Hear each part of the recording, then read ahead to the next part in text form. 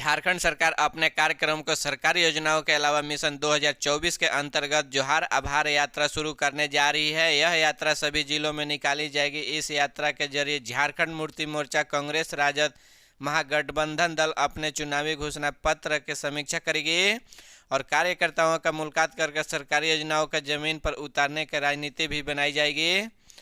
Cabinet से पहले मुख्यमंत्री हेमंत सोरेन के अध्यक्ष में यह बैठक हुई थी कि जिनमें तीनों दल के विधायक मौजूद शामिल रहे। इस बैठक में मुख्यमंत्री हेमंत सोरेन ने निर्णय लिया है कि तमाम मंत्री विधायक सभी जिलों में जाकर समीक्षा करेंगे। उनकी योजनाओं के वह कहा कि पूरे हुए चुनावी वायदों से कितनी घोषणाएं पूरी हुई है। बता दें कि आभार यात्रा 8 दिसंबर से शुरू होगी। इसको लेकर कांग्रेस विधायक दल नेता और आलमगीर आलम ने बताया कि यह निर्णय मुख्यमंत्री हेमंत सोरेन ने फैसला लिया है। तमाम कार्यकर्ताओं की मुलाकात करनी है। कांग्रेस के प्रदेश अध्यक्ष राजेश ठाकुर ने बताया कि इस आभार यात्रा में 2 दिनों में 2 जिलों पूरे करेंगे। रात को उसी जिले में रुक रुक कर तमाम कार्यकर्ताओं का मुलाकात भी करेंगे।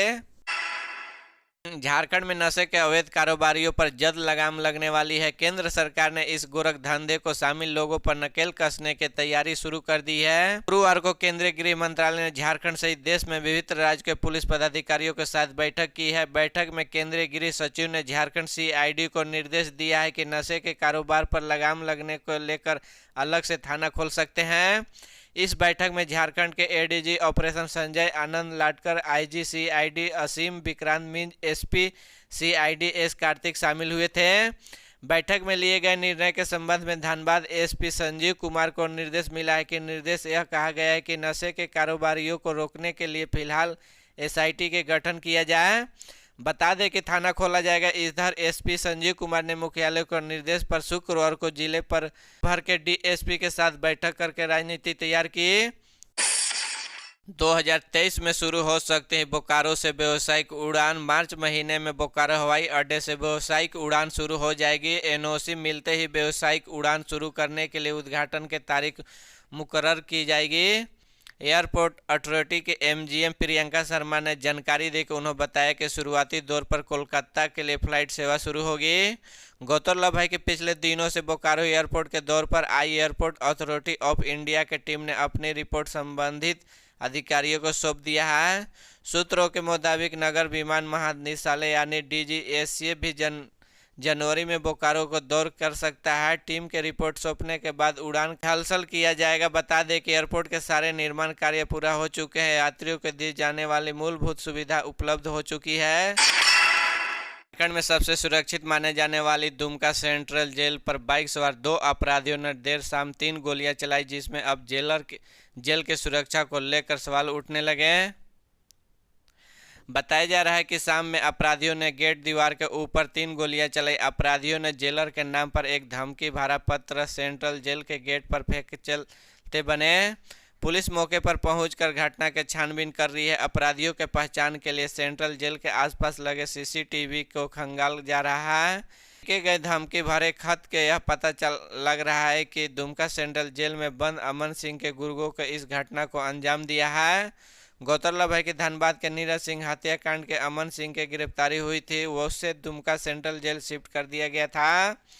उसे खत में साफ साफ लिखा हुआ है कि अमन सिंह को दुमका सेंट्रल जेल में दूसरे जेल में ट्रांसफ़र किया जाए। अमन सिंह यूपी के रहने वाले शर्मा शूटर में इसकी गिनती होती है। इधर जेल गेट पर तैनात संतरी DP यादव ने घटना की पुष्टि करते हुए अपराधियों के द्वारा 3 गोलियां चलाने के बाद कही। संतरी ने यह भी जानकारी दी है कि अपराधियों के एक धमकी भरा पत्र जेल गेट के फेंका जाने वाले फिलहाल जेल प्रबंधन के पास है। बीमा योजना से जुड़े किसानों के लिए अच्छी खबर है। इंश्योरेंस कंपनियों किसानों का बकाया 811 करोड़ रुपए का भुगतान करने के लिए तैयार है। इंश्योरेंस कंपनियों 7 दिनों के अंदर किसानों के खाते में देय राशि का भुगतान करेगी। यह जानकारी कृषि मंत्री बादल पत्र लिख दी है। प्रधानमंत्री फसल बीमा योजना के वर्ष 2017, 2018 से 2020 तक बकाया क्लेम का भुगतान होने के आसार बनते दिख रहे हैं। कृषि मंत्री बादल पत्र लेकर अध्यक्ष में शुक्रवार को देर शाम तक चली बैठक राज्य सरकार की ओर से स्पष्ट किया गया है कि वह अपने हिस्से का राजयंश देने को तैयार है। बरसाती बीमा कंपनियों अपनी तरह से शपथ पत्र दी है कि वह राज्य के किसानों के बर्बाद हुए फसल बीमा योजना के राशि का भुगतान कर देगी। राज्य के कृषि मंत्री ने भारत सरकार की ओर से प्रधानमंत्री फसल बीमा योजना के सीईओ रितेश चौहान और इंश्योरेंस कंपनियों के प्रतिनिधियों के साथ हुई बैठक नेपाल हाउस स्थित सभागार में कही। मुख्यमंत्री पशुधन योजना के लिए आवेदन जमा करने के अंतिम तिथि 7 दिसंबर तय की गई है। इस संबंध में कृषि पशुपालन एवं सहकारिता विभाग की ओर से सूचना जारी की गई है।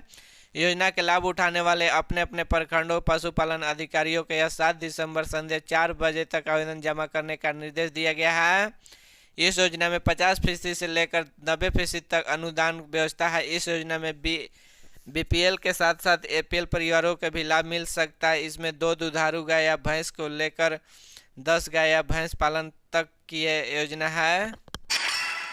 बाद में हाथी ने युवक के कुचला, गंभीर अवस्था में अस्पताल में भर्ती है। जंगली हाथियों के झुंड इन दिनों आसपास में जंगली इलाकों के नजर आ रहा है। धनबाद में जंगली हाथियों के युवक के कुचला, जिस ग्रामीणों के मदद से इलाज के लिए अस्पताल में भर्ती कराया गया। यह घटना धनबाद में टुंडी प्रखंड के दुमुंडा जंगल की है। जिला के टुंडी प्रखंड इलाके में एक बार फिर से जंगली हाथियों को उत्पात मचाना शुरू कर दिया है। इस बार एक जंगली हाथी ने युवक के कुचला, जिस गंभीर अवस्था में अस्पताल में भर्ती करे बरकरार है। शनिवार के अहले सुबह गजराज का आतंक देखने को मिला है। धनबाद में टुंडी प्रखंड दुमुंडा जंगल के हाथियों का झुंड एक व्यक्ति को बुरी तरह से कुचल दिया, जिस हमले में व्यक्ति गंभीर रूप से घायल हो गया, जिस ग्रामीणों की मदद से इलाज के लिए अस्पताल भेजा गया है। पीड़ित व्यक्ति का नाम गुमलाल हंसा है और वह पश्चिमी टुंडी का फतेहपुर पंचायत का सीजू घुट गांव का रहने वाले गुमलाल अपने रिश्तेदार के यहां आया हुआ था। 9 दिसंबर को पलामू आएंगे सीएम हेमंत सोरेन, झामुमो ने की तैयारी। खतियानी जोहार यात्रा को लेकर मुख्यमंत्री हेमंत सोरेन 9 दिसंबर को पलामू आएंगे। उनके आगमन को तैयारी के झामुमो में जुट गया है।